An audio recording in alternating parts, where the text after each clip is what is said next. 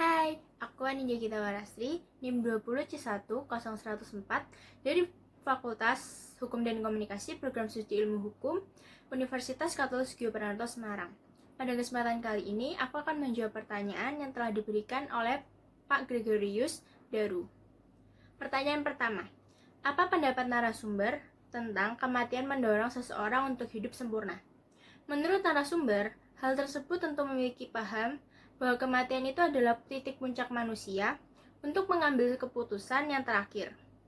Jika pahamnya sudah sampai situ, maka orang akan berusaha dalam kematian itu mengambil keputusan yang baik atau yang sempurna, serta yang bisa menyatukan manusia dengan Sang Ilahi. Jika narasumber mengatakan bahwa kematian itu adalah titik sempurna, narasumber berharap bahwa orang-orang sungguh memahami kematian itu sebagai pusat terakhir untuk menyempurnakan hidup. Kesempurnaan hidup kita adalah bersatu dengan Sang Ilahi. Pertanyaan kedua, apa pendapat narasumber tentang kematian harmonis? Kematian harmonis adalah meninggal dalam keadaan wajar dan memiliki persiapan. Orang yang meninggal secara harmonis atau jiwa dan raganya siap memang perlu persiapan. Persiapan tersebut dimulai dari kehidupan sekarang. Pada kehidupan saat ini, usahakan untuk hidup yang harmonis. Hidup yang harmonis itu hidup yang penuh dengan kasih, tidak ada dendam, tidak ada permusuhan, tidak ada iri hati, dan tidak ada macam hal lainnya yang membuat hati tidak tentram atau damai. Itu yang membuat nanti kalau kita meninggal pun akan meninggal secara harmonis. Pertanyaan ketiga, apa artinya kematian tidak harmonis? Kematian tidak harmonis adalah kematian dalam keadaan yang tidak wajar dan tidak memiliki persiapan, seperti meninggal mendadak, kecelakaan, dan hal yang lain. Meninggal tidak harmonis mungkin saja orang tersebut masih memiliki dendam, iri hati, permusuhan, dan hal lain yang membuat hati tidak tenang. Orang yang meninggal dengan tidak harmonis akan ngelambrang dulu, yang memiliki arti bahwa orang-orang tersebut masih ada di alam fana, tetapi tidak mendapatkan apa-apa. Karena mereka masih di alam fana, tetapi tidak mendapat apa-apa, orang-orang yang meninggal dengan tidak harmonis akan sengsara. Arwah-arwah yang masih ngelambrang itu bisa mengalami sampai ratusan tahun bahkan ribuan tahun. Pertanyaan keempat, jelaskan pendapat kitab suci kalian tentang alam kehidupan dan alam setelah kematian. Menurut agama saya, yaitu agama Katolik, terdapat kehidupan setelah kematian. Justru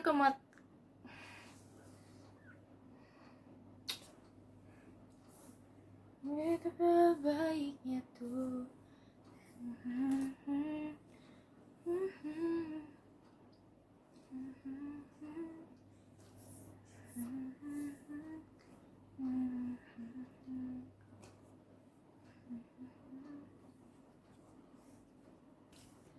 Pertanyaan keempat, jelaskan pendapat kitab suci kalian tentang alam kehidupan dan alam sesudah kematian. Menurut agama saya, yaitu agama Katolik, terdapat kehidupan setelah kematian. Justru kehidupan inilah merupakan kehidupan yang kekal. Ketika kehidupan kita di dunia ini memiliki batas, sebaliknya, kehidupan setelah kematian tidak memiliki batasan ruang dan waktu.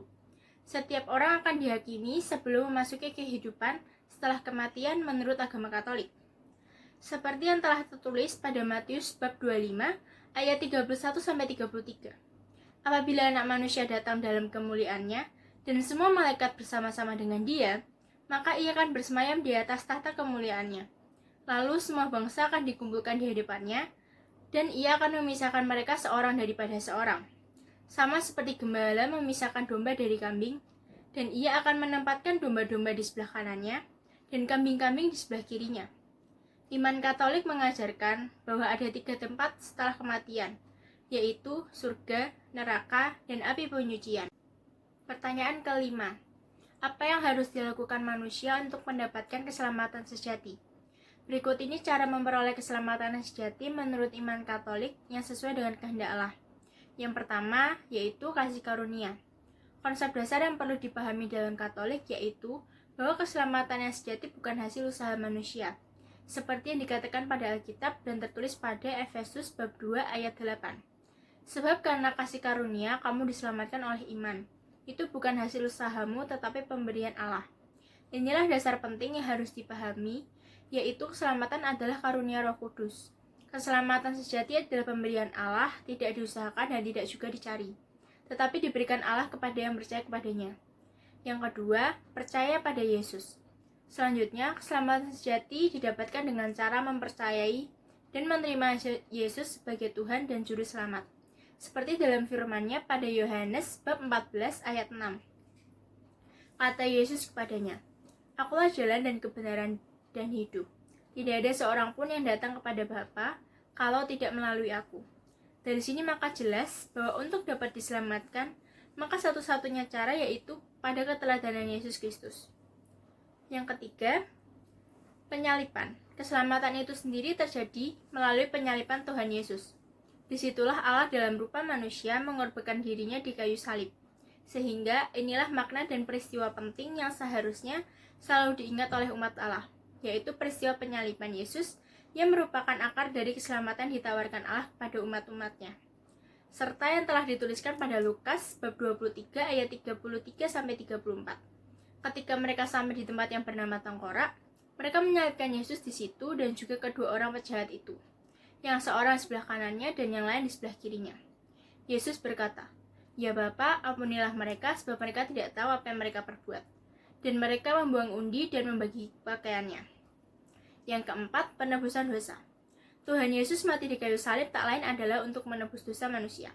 Sehingga dengan jalan inilah, maka umat Katolik diselamatkan dan memperoleh hidup yang kekal. Karena itu, iman kepada Tuhan Yesus yang telah disalibkan sangat penting. Karena inilah dasar bahwa umat Allah memperoleh keselamatan. Percaya akan penebusan dosa oleh Yesus berarti menerima keselamatan ditawarkan oleh Allah.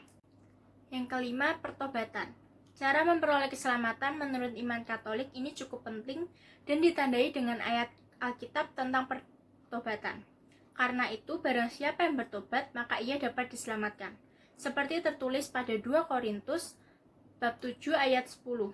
Sebab duka cita menurut kehendak Allah menghasilkan pertobatan yang membawa keselamatan dan yang tidak akan disesalkan. Tetapi duka cita yang dari dunia ini menghasilkan kematian. Di sini jelas dinyatakan oleh Allah bahwa pertobatan seseorang akan membawa orang tersebut pada keselamatan ditawarkan oleh Allah. Dengan bertobat, maka hati akan beriman kepada Kristus dan mempercayai penyalipannya sebagai upaya penebusan dosa agar umat manusia diselamatkan. Sekian dari aku, terima kasih.